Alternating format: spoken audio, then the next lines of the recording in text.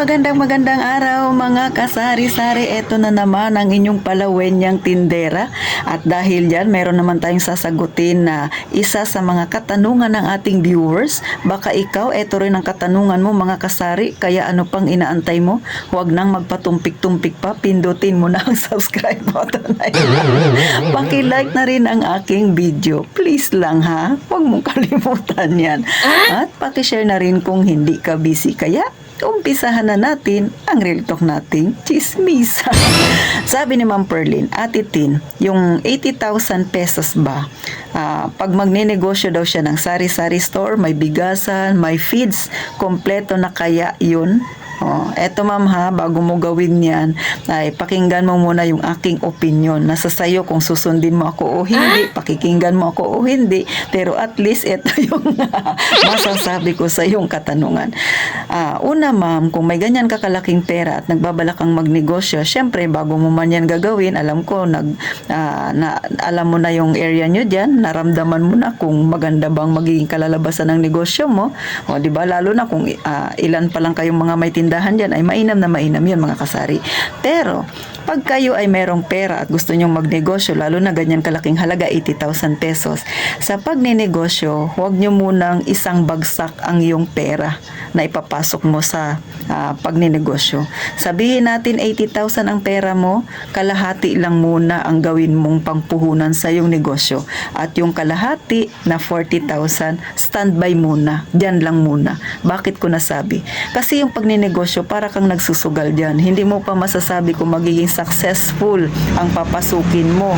O ikaw ba ay malulugi, baka mabangkarotik ka. So kapag nangyari yan, paano na? Wala kang pang backup kapag inubos mo lahat ang pera mo na ipinasok doon sa negosyong gusto mo. Mga kasari, samantalang kung hinati mo yan, sabihin na natin hindi naging successful ang business na pinasok mo, ay meron ka pang panibagong pampuhunan muli na kung gusto mong itayo muli ang iyong negosyo. So ganun lang mga kasari, kailangan mag-isip tayo ng maganda. Kailangan maging wise tayo sa mga gagawin natin, lalo na pagka pera ang bibitawan mo.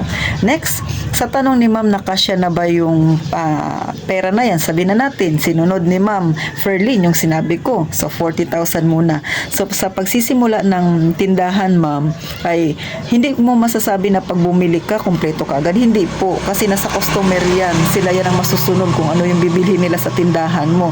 Since bago ka, wala ka pang customer, mangangapa ka pa, wala ka pang talagang masasabi na loyal na bibili sa mga kasari, ay mag-umpisa ka ng pakunti-kunti. Sabihin na natin mag-start ka sa puhunan ng tindahan mo ng 25,000. Bumili ka ng mga paninda, huwag mo munang dadamihan ng stock. Pakunti-kunti muna. Kasi mga kasari ay bago mo yan malalaman kung ano yung mga fast moving, pag nakapagtinda ka na, makikita mo rin dyan yung mga slow moving. So madali lang magdagdag ng paninda kung may pera ka. At madali lang din kumbaga hindi masasayang yung paninda mo kapag slow moving siya, kasi nga konti lang yung binili mo. So yun yung ibig sabihin na titintin. And then sa sari-sari store naman mga kasari, normal yan na may mga bigas talaga tayo, kasi isa rin yan sa hinahanap ni customer. Kasi nga lalo na kung yung area ninyo ay nasa masa, mahilig yan sila magbili ng repack, ng mga tingi-tingi ng bigas pa isa-isang kilo, kasi yan yung experience ko dito sa amin. Bihira ang bumibili dito sa akin ng 5 kilo, ng 10 kilo, bihira. Pero may bumibili, pero bihira pa sa patak ng ulan. So meaning, kasi yung mga tao dito sa amin mga kasari ay binabudget lang nila yung minimum wage na kanilang income. So ganun din tayo sa pagtitindahan mga kasari. Huwag tayo biglang mag-focus dun sa tindahan, lagay mo lahat yung pera mo. Huwag. Kailangan pa konti-konti. At saka ito lang yung napansin ko sa mga nanonood kay Ate Tintin, sa mga nagko-comment kay Ate Tintin, karamihan nagsasabi sila na, Ate Tin, nagsimula ako sa maliit lang din na puhunan. Meaning, pag nagsimula ka sa maliit na puhunan, naging successful yung kanilang pagtitinda kasi paunti-unti umaangat sila, diba? Marami po akong nabasa dati nung nag-umpisa ako na nag-vlog na sila nag-umpisa ng 5,000, talagang maliit yung kanilang puhunan, pero dahil sa tiyaga, sipag, ay umunlad yung kanilang sari-sari store. So ganun po tayo mga kasari, no? Kasi pag binigla mo yan, isang bagsakan ng iyong paninda, tapos nalugi ka, ay paano na, wala kang pang backup. So hindi mo na maitatayong muli ang iyong tindahan, alangan naman mangutang ka, diba mga kasari? So mas masarap pa rin mag-umpisa mag-umpisa ka sa maliit tapos unti-unting lumalago ang iyong tindahan. Then sa bigas ganon din, huwag ka munang bumili ng maraming variety. Pakonti-konti muna mga kasari.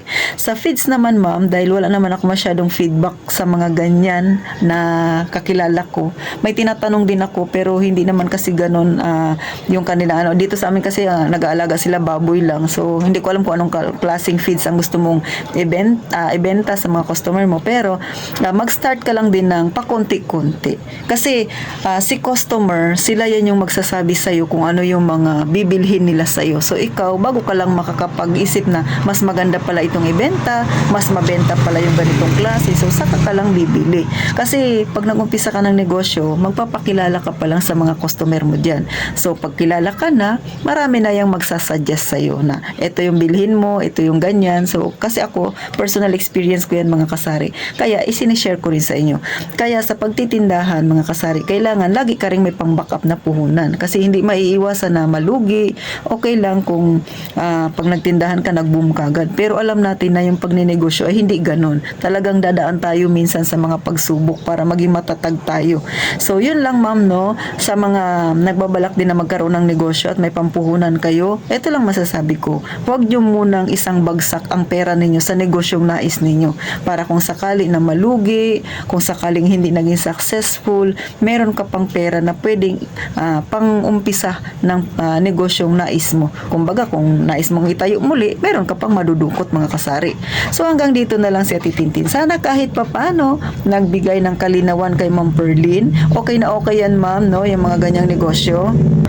Pero kasi mga kasari, sa pagnenegosyo natin, yung iba kasi nagumpisa sa sari-sari store, and then nagdagdag ng bigasan, and then nagdagdag ng panindang iba, ang mga feeds na yan, yung iba nagdagdag ng sa computer, so paunti-unti silang nagdadagdag. So meaning, mas maganda talaga yung nagumpisa ka sa maliit.